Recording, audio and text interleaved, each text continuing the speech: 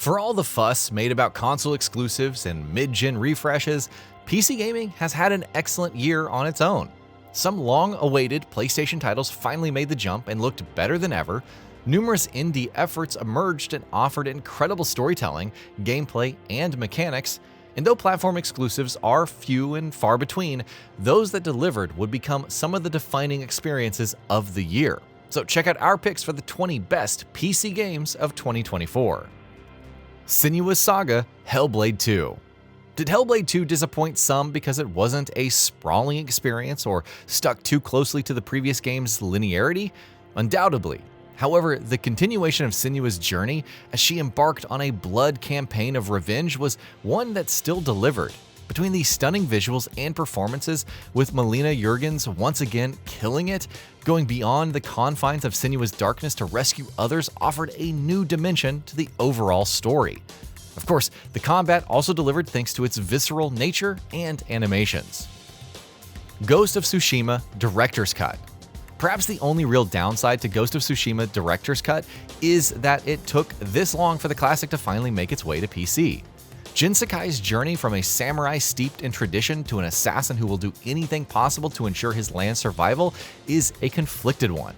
That's reflected in the gameplay as well, with players able to call out enemies for an honorable duel or go about slaying them stealthily. Thanks to running excellently on PC, the gorgeous island of Tsushima is brought to life like never before. Horizon Forbidden West Complete Edition. We've said a lot about Horizon Zero Dawn's iffy launch on PC and how Nixxes saved the day when it was brought on. Even with a few issues affecting Horizon Forbidden West Complete Edition, the studio's craftsmanship was on full display with much better performance while continuing to offer triple monitor support. Horizon Forbidden West is a long time coming to PC, and if you haven't experienced it yet, then this is probably the best way possible, especially since it includes the Burning Shores expansion. Shogun Showdown. Don't let its understated appearance fool you.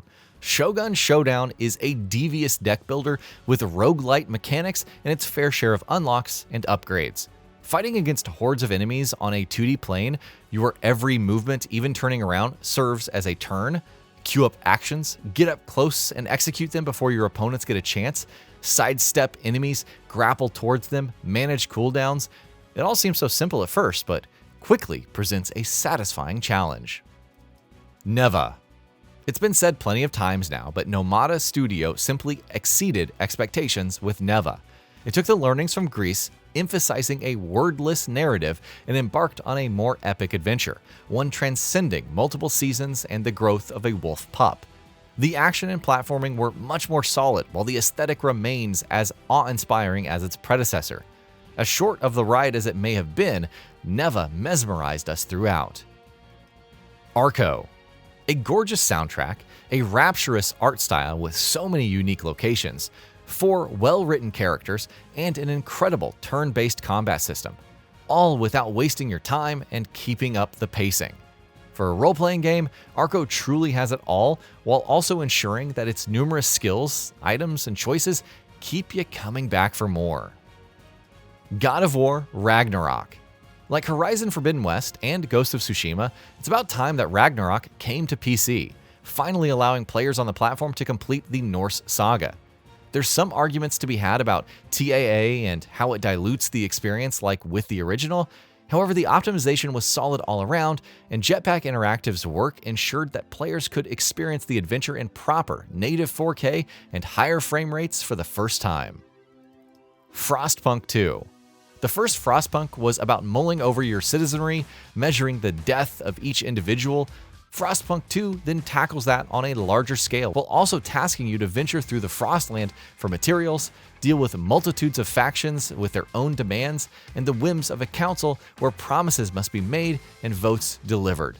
The increased city-building focus may not resonate with longtime fans, but that feeling of guiding the future of New London, fighting for survival even as things are on the cusp of going wrong, remains as incredible as ever. Animal Well. One of the more delightful and mysterious titles in years, Animal Well is the work of one individual, Billy Basso, and presents a near endless labyrinth of discoveries. All of that is layered into a satisfying gameplay loop where every item has a unique purpose. Enemies can be defeated with ingenuity, and the surrealism of the visuals makes you forget what's truly real. The fact that it offers so much, yet keeps the pacing and sense of wonder throughout, is also incredible. Helldivers 2. No other co-op title has swung so far between absolutely killing and outright dying out quite like Helldivers 2.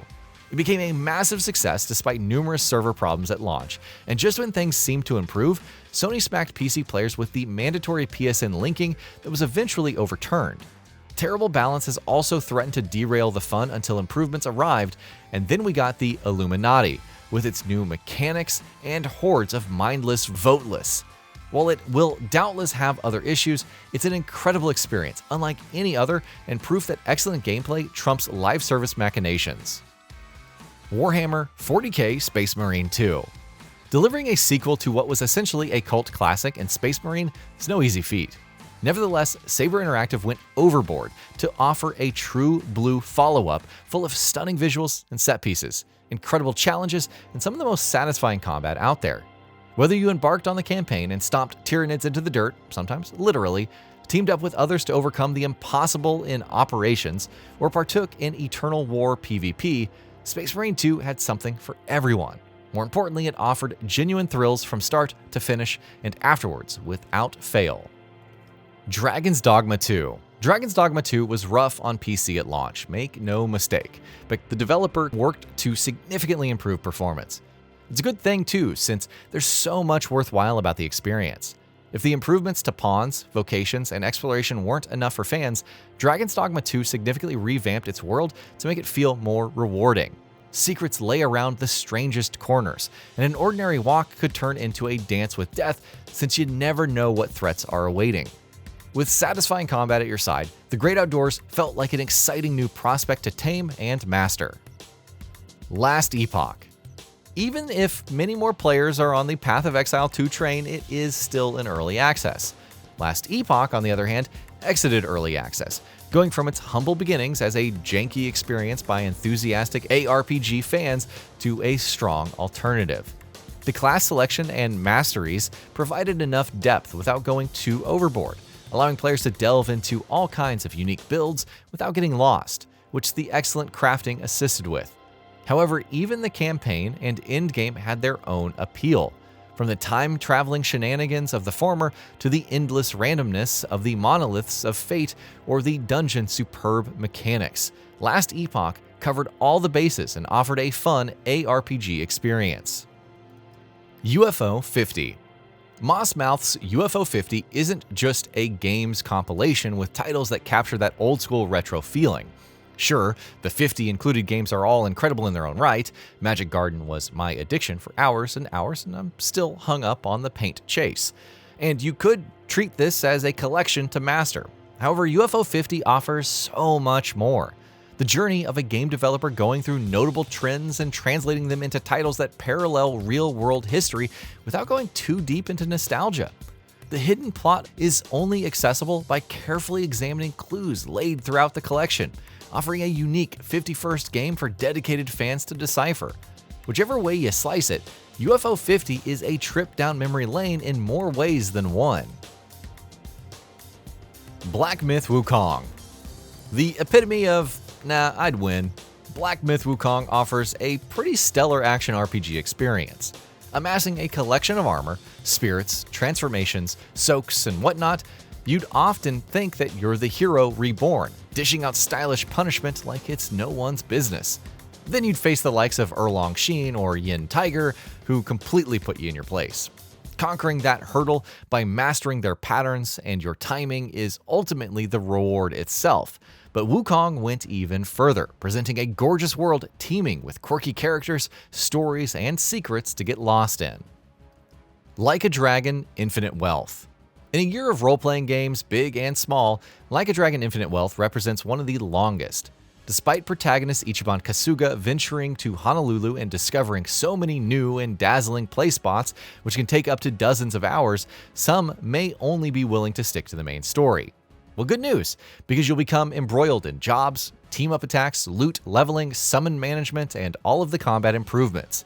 And just when it seems like too much for one Yakuza series hero, Katsuma Kiryu joins the fray while possessing his own unique mechanics and quest.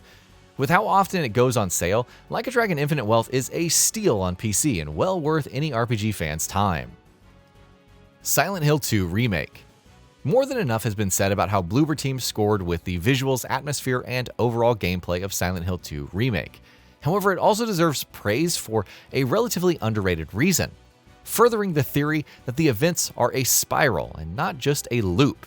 While changes from the original, including the overall means of escaping to Luca Prison, don't affect the narrative, they do further a long-running theory that James Sunderland never really made it out of Silent Hill. Instead, he's reliving the same loop over and over, or in the case of the remake, plunging even further into the abyss.